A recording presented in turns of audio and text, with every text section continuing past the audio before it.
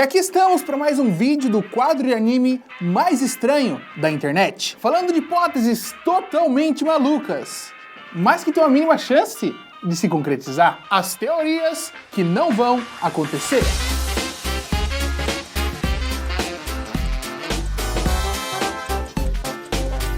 Nos últimos anos, muito se falou sobre o Mr. Mime ter um caso com a mãe do Ash, justamente por conta de algumas imagens dos dois juntos tirando férias. Mas eu vou um pouco mais além. E se na verdade o Mr. Mime é o pai do Ash? Então, fui à procura de justificativas nos cantos mais obscuros da internet, reassisti algumas dezenas, talvez algumas centenas de episódios para tentar somar mais coisas e capturar pequenas evidências para provar isso aqui. E o que vocês estão para ver agora, meus amigos, é assustador. Mr. Mime sempre foi aquele Pokémon companheiro, presente no dia a dia da mãe do Ash. Todo santo dia ia pra lá, ia pra cá, dividindo as tarefas de limpeza de casa, acordava o Ash, arrumava isso, arrumava aquilo, fazia compras. Um Pokémon muito prestativo, sempre disposto a fazer qualquer coisa para ser bajulado por uma pessoa específica, quebrando todas as barreiras para deixá-la feliz. Essa pessoa é Delia Ketchum, que até onde sabemos foi deixada pelo marido que vive numa aventura pelo mundo Pokémon, mas a gente não sabe muitos detalhes. Este é o meu Mime. Mime! Seu Mime? É o apelido dele. Não é uma graça?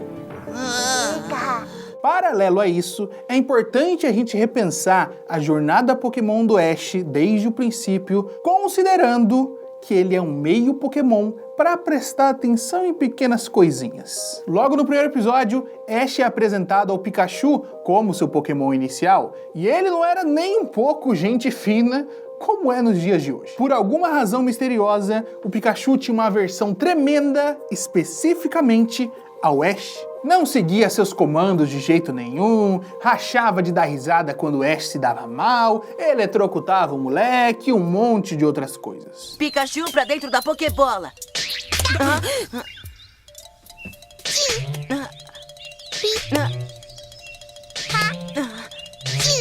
Pikachu sentiu que o Ash era um pouco diferente, e isso fez com que demorasse para o treinador conseguir conquistar a confiança do Rato Amarelo, que, por sua vez, era extremamente simpático com todo mundo. E mesmo depois do Pikachu passar a se comportar, você já reparou que tem basicamente um Pokémon por temporada que desrespeita completamente o Ash? Eu acho que o mais famoso, o caso mais conhecido, é o Charmeleon, que já era rebelde com ele, virou o Charizard e simplesmente não dá a mínima pro seu treinador. Mas eu te pergunto, por que um Pokémon obedeceria a outro? Nesse caminho, também é claramente perceptível que o Ash tem algum tipo de ligação com os Pokémons. Ele consegue praticamente entender o que eles dizem no seu idioma secreto, Pokémon, o que vai muito além de apenas compreender seus sentimentos, ou saber quando ele tá com fome, quando ele quer rolar no chão, quando ele quer passear. Ele entende longas sentenças ditas pelo Pikachu e por isso se torna praticamente o tradutor da turma. Mas é claro, Pokémons entendem Pokémons.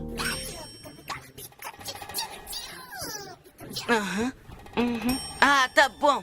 Eu acho que eu entendi. O Pikachu disse que o Charmander tá esperando na rocha por alguém que venha buscar ele. E pensar nisso me fez lembrar de uma coisa que sempre me perturbou bastante num dos filmes do Pokémon. Esse aqui, o filme do Mewtwo. Pra quem não conhece ou não lembra, o Mewtwo é um clone do Mew. Sendo o vilão do filme, ele cria vários clones de Pokémons e quer eliminar os originais e eliminar todos os humanos da face da Terra para viver tranquilamente com os clones melhorados. E tem uma cena específica que sempre me deixou meio encucado, que é o Ash chamando o Mewtwo no soco. Isso não vai ficar assim, Mewtwo. Não vamos deixar. Você é meu. Ele tava junto de um monte de Pokémons, ele podia ter liderado todos eles para ir para cima do Mewtwo, ele podia ter comandado seus próprios Pokémons para atacar aquele vilão extremamente forte, mas não. ele foi no mano a mano. Só ele. Quantos treinadores, quantos humanos já se arriscaram a sair no murro com Pokémon? Principalmente considerando que é uma cópia de um lendário. Hoje em dia, dá pra perceber que esses são claros sinais do instinto Pokémon do Ash falando mais alto, fazendo com que ele rivalizasse e também lutasse contra um inimigo que também é Pokémon. E mais iconicamente ou metaforicamente, nessa cena, os Pokémons lutam contra os seus iguais. Pikachu luta contra o clone de Pikachu, Charizard contra o clone de Charizard. E qual a semelhança entre o Mewtwo e o Ash? Eles nasceram de maneiras peculiares. Agora eu vejo que as circunstâncias do nascimento de alguém são irrelevantes. É o que você faz com o dom da vida que determina quem você é. E revendo essa cena, acabei reparando numa coisa que acontece alguns minutos antes no mesmo filme. Tem uma Pokébola preta que capturou o Pikachu, aí o Ash sai correndo atrás da Pokébola para pegar a Pokébola para ela não criar novos clones. Então cai numa máquina que puxa ali o DNA do Pikachu para poder criar novos Pokémons. Mas no momento que o Ash está tentando recuperar a Pokébola, a máquina agarra ele. E aí ela buga. Ela buga, começa a pegar fogo e explodem todos os servidores daquele computador gigantesco só porque o Ash tá ali sendo agarrado pelas garras e tá puxando. Por quê? Provavelmente a máquina não conseguiu interpretar o DNA do Ash. Não faria sentido um computador daquele tamanho explodir só porque umas garrinhas quebraram. As garrinhas são as pecinhas de nada, mas a inteligência artificial não conseguiu assimilar aquele DNA. Talvez você esteja vendo coisas, Ash. Hã? E talvez não esteja.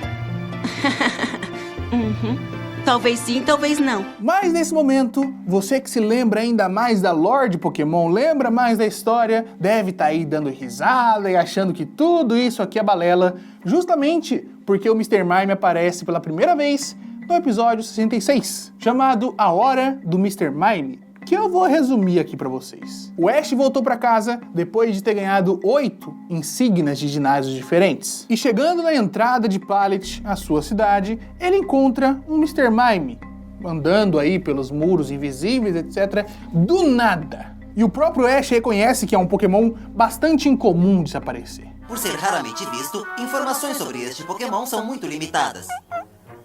Um Mr. Mime, hein? Isso é demais. Eu encontrei um Pokémon raro sem nem procurar. Aí o Mr. Mime desce, interage com Ash e some. E nesse episódio tem uma trama ali que tem uma moça do circo que quer capturar aquele Mr. Mime pra fazer inveja pro Mr. Mime dela, que é preguiçoso. Ela não consegue dar um monte de rolo e o Ash acaba se caracterizando de Mr. Mime. E ele passa o episódio inteirinho assim, perfeitamente caracterizado, do tamanho perfeito, e o Ash tem até mesmo uma habilidade natural e estranha para mímica. Aí ele é capturado pela equipe Rocket, ele mostra que ele é humano, acaba fugindo de lá. Essa coisa é metade duende, Metade Mime! Como é que ele aprendeu a falar? Enquanto isso acontece, o Mr. Mime, que estava na entrada da cidade, chega na casa do Ash. Ele chega lá, bate na porta, a Adélia vem, abre, faz um rango pra ele, ele come sorridente, depois então chega o Ash e a Adélia percebe que aquele não era o filho dela o tempo todo. Sim, sei que está em casa, querido, e fico feliz. Hã? O Ash tem um irmão gêmeo. Daí o Mr. Mime ajuda eles numa luta contra a equipe Rocket e a partir desse momento passa a fazer parte da família Ketchum. Ok, Guto? Isso não contradiz toda a sua história, não invalida tudo o que aconteceu até agora? Meus amigos, deixe-me lhes contar uma história de 20 anos atrás. Existia um jovem, motoqueiro, posudo, imponente, sempre com um topetão na cabeça brilhando, um cigarro no canto da boca e sua moto cortando os horizontes no pôr do sol. Imagina essa cena aí que fica tudo mais interessante. Vai imaginando, vai imaginando. E uma jovem sorridente que havia acabado de terminar a escola e trabalhava numa loja de conveniência. Da janela dessa loja, ela podia sempre observar aquele jovem cortando os asfaltos com sua motoca. A garota era Adélia e o jovem, o Mime. Eles se conheceram quando o Mime parou uma vez para comprar cerveja e a partir disso, todos os dias voltava lá de novo, mesmo que ele não bebesse. O inevitável aconteceu e os dois se apaixonaram. Nesse momento você pode estar achando estranho, pensando, não, o que um Pokémon tá andando de moto, andando com topete, tá se apaixonando por humanos? Pokémons não agem assim? Mas aí eu te lembro do Meow. O Meow, que a gente conhece da equipe Rocket, ele aprendeu a agir daquela maneira, justamente porque ele amava uma outra Meow. Ele passou por todo um processo demorado e difícil para começar a andar em 2 patas, ao invés de 4. E lentamente, observando aulas de idioma, ele foi modificando a boca dele para que ele pudesse pronunciar as palavras humanas, entender o idioma completamente e saber falar com perfeição. Se um Pokémon tem a capacidade de fazer isso, ele pode muito bem andar de moto. Ou pelo menos se apaixonar por humanos, já que eles já têm sentimentos. É apenas uma intensificação de tudo isso. Mas voltando ao assunto, os dois foram ficando mais próximos, começaram a namorar, sair juntos. Mas a cidade não gostava nem um pouco disso. É errado, é pecado. Todos diziam isso, mas o casal seguiu com seu amor abertamente. Mas um dia, um desastre aconteceu. Délia já estava grávida e, andando pelas ruas, sofreu um atentado de pessoas que repudiavam o seu romance. Alegavam que dali nasceria uma aberração, o próximo anticristo, que os 3 deviam ser mortos e muitas outras coisas terríveis. Ela apanhou tanto que ficou caída no chão, ensanguentada, enquanto o Mime apareceu alguns minutos depois, que era o ponto de encontro deles desde sempre.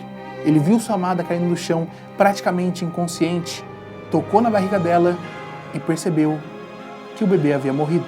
E nesse instante, Mime cerrou os punhos e entrou em modo berserk. Emanava uma luz branca do seu corpo, assim como seus olhos, que se perderam naquela expressão vazia. Enquanto ele caminhava em direção à cidade, preparado para destruir tudo, a Délia sussurrou para ele não fazer aquilo. E nesse momento ele se lembrou que a bondade era o que ele mais admirava em sua esposa e desistiu. Mas não apenas desistiu de destruir a cidade, desistiu de tudo. Com seus poderes psíquicos, alterou a memória da Délia e a memória de todo mundo daquela cidade para que ele fosse apagado. Deixou a Délia no hospital e dali sumiu. 10 anos depois, Mr. Mime estava vagando pelas cidades e ouviu falar num tal de Ash Ketchum, um garoto de 10 anos que era muito promissor como mestre Pokémon. Então imediatamente ele retorna para Pallet e fica na entrada da cidade aguardando ver os novos viajantes. Ele encontrou Ash, interagiu com ele e foi embora. Depois reaparece diretamente na casa da família. Ele vai bater na porta, vai tentar falar alguma coisa com a Délia, mas se surpreende porque ela age de uma maneira completamente natural. Coloca ele para dentro, ele fica confuso. Ela cozinha um prato que ele tanto gostava e não comia há mais de 10 anos. Ash volta para casa e o Mime se assusta ao vê-lo no formato de Mr. Mime. E também porque agora ele está na presença da sua esposa e do seu filho, que teria morrido muito tempo atrás. E depois disso é a história que a gente já conhece. Hoje ele pode novamente ter desenvolvido mais um romance com a Délia, mas sabe que precisa deixar isso em segredo. De qualquer forma, Mr. Mime preferiu não forçar a barra, não tentar trazer memórias do passado nem coisa do tipo. Ele está contente de estar de novo com sua família, presente no dia a dia, sempre cuidando do Ash e da mulher que amou por tantos e tantos anos. Bem, parece que o Mr. Mime está aprendendo o que Ash sabe há muito, muito tempo. Nada como estar em casa. Mr. Mime!